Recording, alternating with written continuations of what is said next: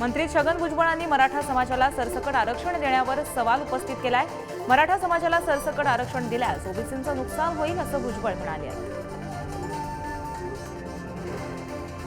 मनोज जरांगेंची आज सकाळी 10 वाजता पत्रकार परिषद होणार आहे। मराठ्यांना कुणबीतून आरक्षण देण्यास भुजबळांनी विरोध केलाय, त्यामुळे भुजबळांच्या भूमिकेवर जरांगे काय बोलणार याकडे लक्ष लागलंय। मराठा समाजात भांडणं न लावण्याचं आवाहन मराठा क्रांती मोर्चाकडून भुजबळांना करण्यात आलंय। भुजबळांची हकालपट्टी करण्याची मागणी मराठा क्रांती मोर्चाने अजित पवारांकडे केली आहे।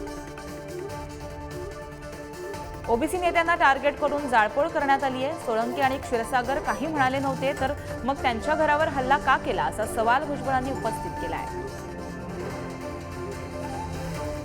छगन भुजबळांच्या विरोधात मराठा क्रांती मोर्चानं आक्रमक पवित्रा घेतलाय। मराठा समाजाला ओबीसी प्रवर्गातून आरक्षण देण्याला भुजबळांनी विरोध केल्यानं आज त्यांच्या विरोधात साताऱ्यात आंदोलन करण्यात येणार आहे। मराठा आरक्षणासाठी नेमलेली उपसमिती दिवाळीनंतर दिल्लीला जाणार आहे। क्युरेटिव्ह पेटिशन संदर्भात दिल्लीमध्ये महत्त्वाची बैठक होणार आहे। 50% आरक्षण मर्यादा ओलांडण्याबाबत चर्चेची शक्यता आहे।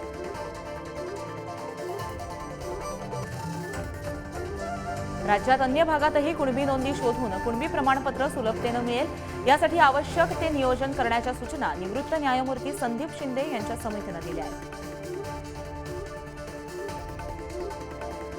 बाळासाहेबांचा फोटो चोरून पक्ष चालवणाऱ्या निर्लज्जांना निर्भीड होता येणार नाही, अशी घणाघाती टीका उद्धव ठाकरेंनी एकनाथ शिंदेंवर केली आहे। भाजप आणि आमचे हिंदुत्व वेगळं आहे अशीही टीका त्यांनी केली आहे। राज्यातील ग्रामपंचायतींचे निकाल लागले आहेत। यामध्ये भाजपनं आपला वरचष्मा कायम ठेवलाय। महायुतीचा आकडा हजारापार गेलाय, तर महाविकास आघाडीला अनेक ठिकाणी फटका बसल्याचं चित्र पाहायला मिळतंय। राष्ट्रवादीच्या फुटीनंतर झालेल्या पहिल्या निवडणुकीत अजित पवार गटानं बाजी मारल्याचं पाहायला मिळतंय। काटेवाडीसह बारामतीतल्या अनेक ग्रामपंचायतींवर अजित पवारांनी आपला झेंडा फटकावलाय। राज्यातील ग्रामपंचायतींच्या निवडणुकीमध्ये महायुतीला मोठ्या प्रमाणात कौल देण्यात आलाय। आगामी निवडणुकांमध्ये सुद्धा असंच यश महायुतीला मिळणार असल्याचा विश्वास मुख्यमंत्री एकनाथ शिंदेंनी व्यक्त केला आहे। उपमुख्यमंत्री देवेंद्र फडणवीस यांनी ग्रामपंचायत निवडणुकीतील भाजपच्या यशाबद्दल सर्व कार्यकर्त्यांचे अभिनंदन केलंय। पंतप्रधान नरेंद्र मोदी आणि भाजपाध्यक्ष JP नड्डा यांच्या मार्गदर्शनात भाजपची यशस्वी घोडदौड सुरू असल्याचं ते म्हणाले। वर्ध्यातील आर्वी विधानसभा क्षेत्रात 15 पैकी 13 ग्रामपंचायतीवर भाजपची सत्ता आली असून काँग्रेसला मोठा धक्का बसलाय। आमदार दादाराव केसे यांच्या प्रयत्नांना यश मिळालंय। स्वाभिमानी शेतकरी संघटनेची आज जयसिंगपूरमध्ये ऊस परिषद होणार आहे। राजू शेट्टींच्या आक्रोश पदयात्रेची ऊस परिषदेतून सांगता होणार आहे। ऊसाचा दुसरा हप्ता 400 रुपये देण्यासाठी स्वाभिमानी संघटना आक्रमक झाली आहे। सांगलीच्या आगर येथील मोहनराव शिदे सहकारी साखर कारखान्यात ऊस घेऊन जाणारा ट्रॅक्टर पेटवण्यात आलाय। ऊसाला 400 रुपये दर देण्याच्या मागणीसाठी सध्या आंदोलन सुरू आहे। त्याच दरम्यान ट्रॅक्टर पेटल्याची घटना घडली आहे। माजी महापौर किशोरी पेडणेकरांना कथित खिचडी घोटाळा प्रकरणी पुन्हा ईडीनं समन्स बजावलाय। उद्या त्यांना चौकशीसाठी हजर राहण्याचे निर्देश देण्यात आले, तर महापालिका अधिकारी P वेलारासू यांनाही चौकशीसाठी हजर राहण्याचे आदेश दिले गेले आहेत। एसटी आंदोलनाचा मुद्दा पुन्हा पेटण्याची शक्यता आहे। गोपीचंद पडळकर, सदाभाऊ खोतांच्या नेतृत्वात आजपासून सेवा शक्ती संघर्ष एसटी कर्मचारी संघ आंदोलन करणार आहे। प्रलंबित मागण्यांसाठी आझाद मैदानात आमरण उपोषण करण्यात येणार आहे। दिवाळीपूर्वीच मुंबईची हवा बिघडली आहे। अतिसूक्ष्म धुलीकणाचं प्रमाण अनेक पटीने वाढलंय। श्वसनाचा त्रास टाळण्यासाठी रुमाल, स्कार्फ उपयोगाचा नसून N95 मास्क वापरण्याच्या सूचना आरोग्य विभागाने दिल्या आहेत। मुंबईतील हवा प्रदूषण विषयक नियमांचं उल्लंघन केल्याप्रकरणी वाहन चालकांवर कारवाई करण्यात आली आहे। मुंबई महानगरपालिकेनं कारवाई करत गेल्या 3 दिवसात 4,70,000 रुपयांचा दंड वसूल केला आहे। वरळी BDD चाळ क्रमांक 93 मधील रहिवाशांना घरं रिकामी करण्याची म्हाडाकडून जबरदस्ती करण्यात आली आहे। म्हाडाकडून पोलिसांच्या बळाचा वापर करत सामान घराबाहेर काढण्यात आल्याचा आरोप रहिवाशांनी केला आहे।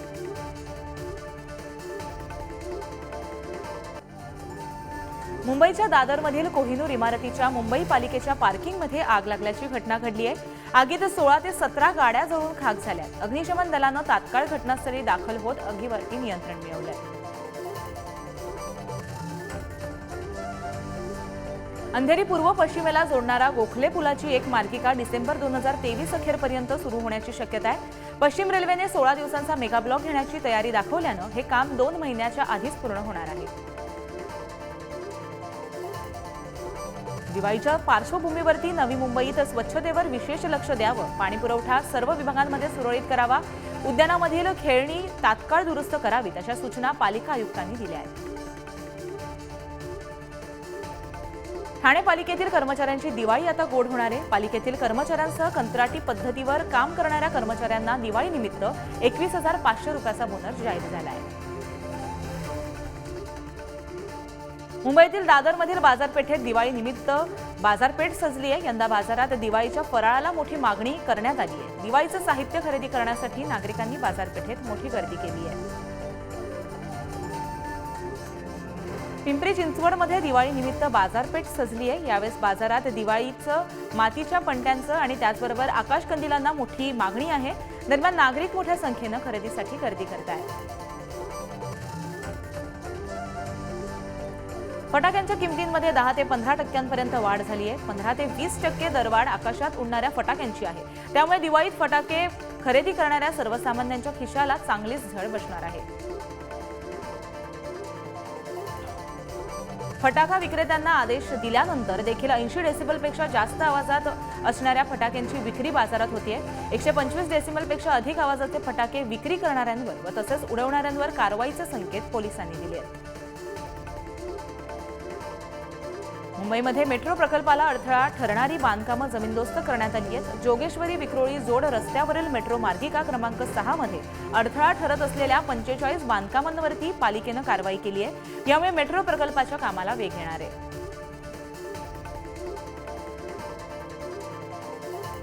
खार ते गोरेगाव दरम्यान 6व्या रेल्वे मार्गाचं काम पूर्ण झालंय। या अतिरिक्त रेल्वे लाईनमुळे उपनगरीय विभागातील प्रवाशांची गर्दी कमी होण्यास मदत होणार आहे। या मार्गाची 112 किलोमीटरच्या वेगानं यशस्वी तांत्रिक चाचणी करण्यात आली आहे। मुंबई मध्य रेल्वेवर 10 तर पश्चिम रेल्वे मार्गावर 17 अशा 27 एसी लोकल फेऱ्या सोमवारपासून वाढवण्यात आल्यात। त्यामुळे एसी लोकलमधून प्रवास करणाऱ्या प्रवाशांना मोठा दिलासा मिळालाय। परंतु या नवीन एसी लोकलमुळे सामान्य लोकलच्या फेऱ्यांमध्ये मात्र बदल झालाय। मुंबई विद्यापीठाच्या सिनेट निवडणुकीत झालेल्या गोंधळाबाबत मनसे विद्यार्थी सेनेनं ठिय्या आंदोलन केलंय। यावेळेस विद्यापीठांच्या कुलगुरूंना विदूषकाची प्रतिमा भेट देत जाब विचारण्यात आला आहे।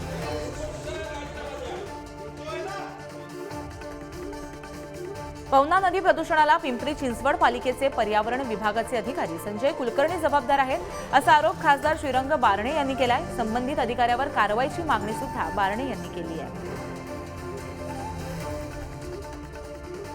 3 वास्तू विशारदांना भिडेवाडा स्मारकाचा सुधारित आराखडा तयार करण्यास सांगितल्याची माहिती महापालिका आयुक्तांनी दिली आहे। तर स्मारकासाठी जागा ताब्यात घेतल्याची कार्यवाही 3 डिसेंबर रोजी केली जाणार असल्याचंही त्यांनी सांगितलंय।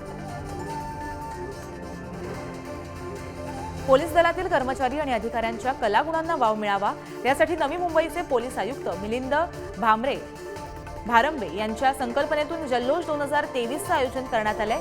यावेळी पोलिसांनी आपल्या कलांचं सादरीकरण करत उपस्थितांची मनं जिंकली आहेत। राज्यातील 21 मराठा समाजातील विद्यार्थ्यांना परदेशी शिष्यवृत्ती मंजूर करण्यात आली आहे। परदेशात उच्च शिक्षण घेण्यासाठी या शिष्यवृत्तीला मंजुरी दिली आहे। यामध्ये 5 विद्यार्थिनींचा सुद्धा समावेश आहे। जगातील सर्वात लहान रांगोळी काढून रत्नागिरीच्या राहुल कळबटे या तरुणानं आशिया बुक ऑफ रेकॉर्डमध्ये नाव कोरलंय। अवघ्या 1 तासात त्यांनी एवढा मोठा विक्रम केलाय। गणपतीची 3D रांगोळी त्यांनी काढली आहे। सोलापूरमध्ये ठाकरेंच्या शिवसेनेकडून खासदार जयसिद्धेश्वर महास्वामी विरोधात आंदोलन करण्यात आले। यावेळी खासदार बेपत्ता झाल्याचं म्हणत शोधून देण्याची जिल्हाधिकाऱ्यांना मागणी या निवेदनातून करण्यात आली आहे। जुन्या पेन्शनसाठी नेमलेल्या सुबोध कुमार समितीचा अहवाल 20 नोव्हेंबरपर्यंत सादर होणार आहे। तर जुन्या पेन्शनसह अधिकारी कर्मचाऱ्यांच्या प्रलंबित मागण्यांसंदर्भात काल मंत्रालयात बैठक पार पडली आहे। महाडमधील ब्ल्यूजेट स्फोटातील 3 कामगारांचे मृतदेह तब्बल 80 तासानंतर बाहेर आलेत. इतर कामगारांचे शोधकार्य सुरू आहे. बाजारामध्ये 2,000 रुपयांच्या 3,56,000 कोटी मूल्यांच्या नोटा उपलब्ध होत्या, तर रिझर्व्ह बँकेच्या निर्णयानंतर बँकेमध्ये सुमारे 97% नोटा जमा झाल्या. छत्तीसगड विधानसभा निवडणुकीच्या पहिल्या टप्प्यातील मतदानाला सुरुवात झाली आहे. पहिल्या टप्प्यात विधानसभेच्या 90 पैकी 20 जागांमध्ये मतदान होणार आहे. मिझोराम विधानसभा निवडणुकीसाठी मतदान सुरू झाले. मिझोरामचे मुख्यमंत्री झोराम मथांग यांनी सकाळीच आपला मतदानाचा हक्क बजावलाय. आता देशात स्वस्त दरात गव्हाचं पीठ मिळणार आहे. त्यासाठी केंद्र सरकारनं भारत आटा नावानं गव्हाचं पीठ लॉन्च केलंय. देशभरात 27.5 रुपये प्रति किलोनं पीठ विकण्यात येणार आहे. 10 आणि 30 किलोच्या पॅकमध्ये पीठ उपलब्ध केलं जाईल.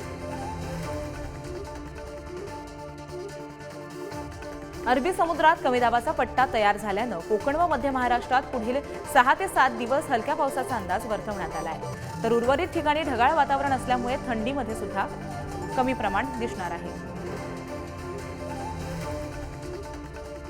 पुणे जिल्ह्यात रब्बी हंगामातील पिकांची सुमारे 21.69% क्षेत्रातील पेरणी पूर्ण झाली आहे. बारामती, पुरंदर, शिरूर आणि खेडमध्ये ज्वारीची सर्वाधिक पेरणी पूर्ण झाली आहे.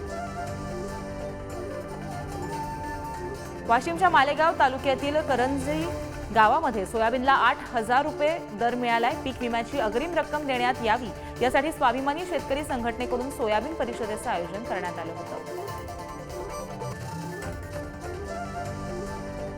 बुलढाणा जिल्ह्याच्या चिखली तालुक्यातील मंगळुरू नवेघरमध्ये गेल्या 15 दिवसांपासून वीज पुरवठा खंडित आहे. त्यामुळे शेतकऱ्यांची रब्बी पिकं सुकू लागल्यामुळे शेतकऱ्यांची महावितरण कार्यालयावरती धडक मोर्चा काढून आंदोलनाची भूमिका घेतली आहे. लासलगाव बाजार समितीमध्ये आजपासून 18 नोव्हेंबरपर्यंत कांद्याचे लिलाव बंद राहणार आहेत. दिवाळीनिमित्त कांदा लिलाव व्यापारी सहभागी होत नसल्यामुळे लिलाव बंद असणार आहे. यामुळे सणासुदीच्या काळात शेतकऱ्यांची गैरसोय होणार आहे. हिंगोलीत महावितरणाचा अनागोंदी कारभार चव्हाट्यावर आलाय. जागोजागी उघडे फ्यूज बॉक्स असून फ्यूजऐवजी तारांना आधार द्यावा लागतोय. या फ्यूज दुरुस्ती करण्याची मागणी शेतकरी करत आहेत. वर्ध्यातील गटसचिवांच्या वेतनाचा प्रश्न 6 ते 7 वर्षांपासून प्रलंबित आहे. वेतन मिळत नसल्यामुळे गटसचिव आर्थिक अडचणीत असून वेतनाच्या मागणीसाठी गटसचिवांनी ठिय्या आंदोलन केलंय. बुलढाणा शहरात अद्ययावत टेक्नॉलॉजीचे 99 सीसीटीव्ही लावण्यात येणार आहेत. आमदार संजय गायकवाड यांच्या प्रयत्नातून हे सीसीटीव्ही मिळाले असून सीसीटीव्ही बसवण्याची कामाला आता सुरुवात झाली आहे. बुलढाण्याच्या लोणार परिसरात दुर्मिळ धाविक पक्षी आढळलाय. यावेळेस बिबखेड येथील इंडो जर्मन तलाव इथं पक्षी निरीक्षण करीत असताना मी लोणकर या टीमनं हा पक्षी शोधलेला आहे. दरम्यान पक्षी मित्र सचिन कापुरे यांनी या पक्षाला कॅमेरामध्ये कैद केलंय. कोल्हापूरमध्ये दिवाळीच्या पार्श्वभूमीवर एसटी बसेसच्या अनेक फेऱ्या वाढवण्यात आल्या. कोल्हापूर पुणे महामार्गावर 9, 10 आणि 11 नोव्हेंबर रोजी 220 फेऱ्या वाढवल्यात. दिवाळी झाल्यानंतर एसटीच्या फेऱ्या वाढवण्यात येणार आहेत. शासकीय सेवेत काम करण्यासह अन्य मागण्यांसाठी आशा सेविकांसह गटप्रवर्तकांचं आंदोलन सुरूच आहे. गेल्या काही दिवसांपासून अकोल्यातील जिल्हाधिकारी कार्यालयासमोर हे आंदोलन सुरू आहे. अंगणवाडी कर्मचाऱ्यांच्या मानधनात वाढ करावी, अन्यथा 28 नोव्हेंबरपासून बेमुदत संपावर जाणार अशी हाक महाराष्ट्र राज्य अंगणवाडी कर्मचारी कृती समितीनं दिली आहे. बीडच्या अंबेजोगाई शहरातील रस्त्याच्या रुंदीकरणादरम्यान झाडांची कत्तल होण्याची शक्यता आहे. वृक्षमित्रांकडून व्यक्त ही चिंता केली गेली आहे. ही झाडं वाचवण्यासाठी शहरातील वृक्षमित्र सुधाकर देशमुखांनी वडाच्या झाडावर बसून उपोषण सुरू केलं आहे. हिंगोलीच्या जवळा बाजार येथील 33 केव्ही उपकेंद्रातून वारंवार वीज पुरवठा खंडित होत असल्यामुळे शेतकऱ्यांकडून आंदोलन करण्यात आलं. शेतकऱ्यांच्या मागण्यांसाठी दखल घेऊन तात्काळ पुरवठा सुरू करण्याचं आश्वासन महावितरण अधिकाऱ्यांकडून देण्यात आलं आहे. वर्ध्यातील सेवाग्राममध्ये सुरू सेवा संघाचे 90वे राष्ट्रीय अधिवेशन आयोजित करण्यात आले. यावेळेस अध्यक्षीय भाषणात चंदन पाल यांनी मागील 3 वर्ष केलेल्या कामाची आणि वर्तमानात देशाच्या समोरील प्रश्नांची मांडणी केली आहे. बुलढाण्याच्या शेगावमधील आनंद सागर परिसरातील एका घरात सुरू असलेल्या जुगार अड्ड्यावरती पोलिसांनी छापा टाकला। यावेळी पोलिसांनी 10 जणांना अटक करून 3.5 लाखांचा मुद्देमाल लंपास केला आहे। रायगडमध्ये रोह्याकडून रेवदांडाकडे जाणाऱ्या प्रवासी रिक्षानं रस्ता कडेला उभ्या असताना ट्रकला धडक दिली आहे आणि हा अपघात घडलाय। या अपघातात एक महिला आणि 2 पुरुष जखमी झाले आहेत। पुण्याच्या इंदापूर तालुक्यातील काजळ इथं ग्रामपंचायतीच्या निकालानंतर हवेत गोळीबार करण्याचा प्रकार उघडकीस आलाय। गावातील दोघांनी हवेमध्ये गोळीबार केल्यामुळे काही काळ गावामध्ये तणावाचं वातावरण निर्माण झालं होतं। त्यानंतर गावात पोलीस बंदोबस्त सुद्धा वाढवण्यात आला आहे।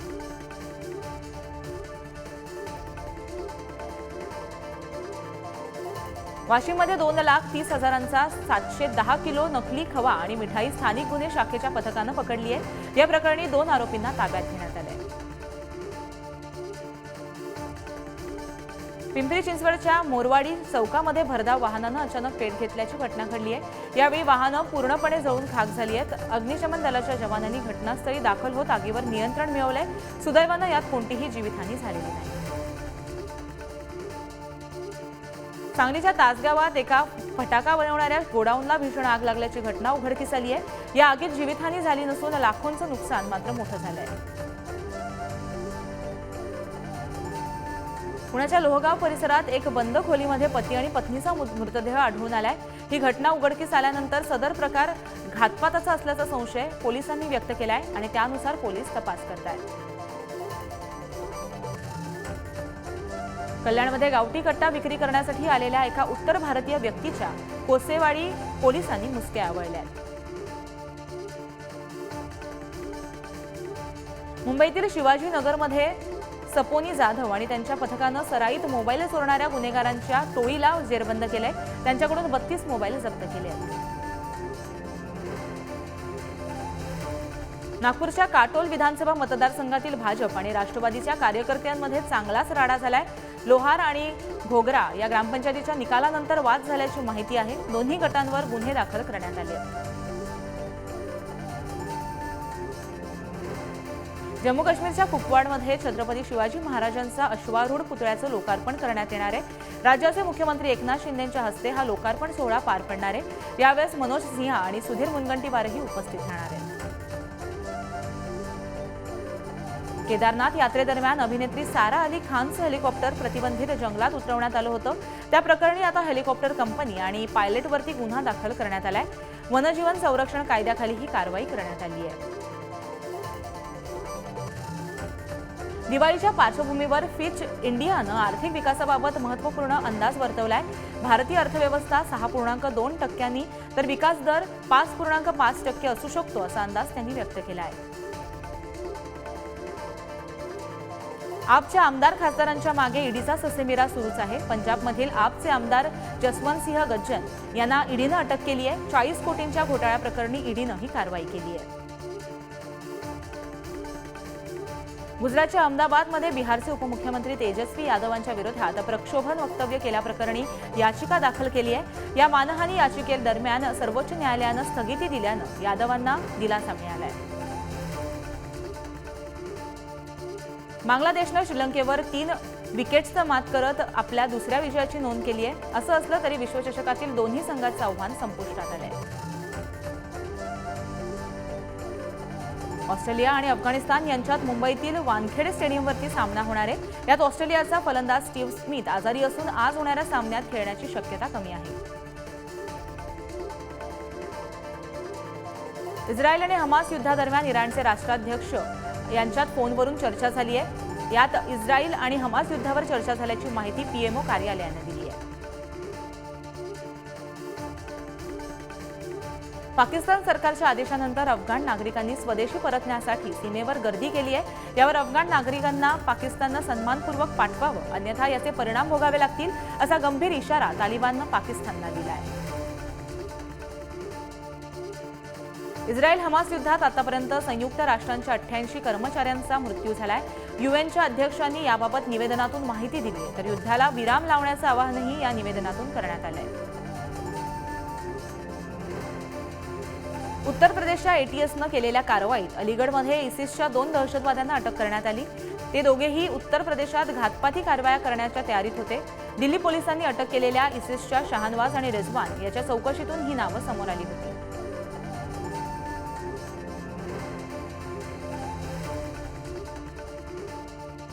या सर्व महत्त्वाच्या बातम्यांसह बुलेटिनमध्ये वेळ झाली इथेच थांबण्याची। मात्र बातम्यांचा ओघ असाच सुरू राहणार आहे। तुम्ही कुठेही जाऊ नका, पाहत राहा पुढारी न्यूज।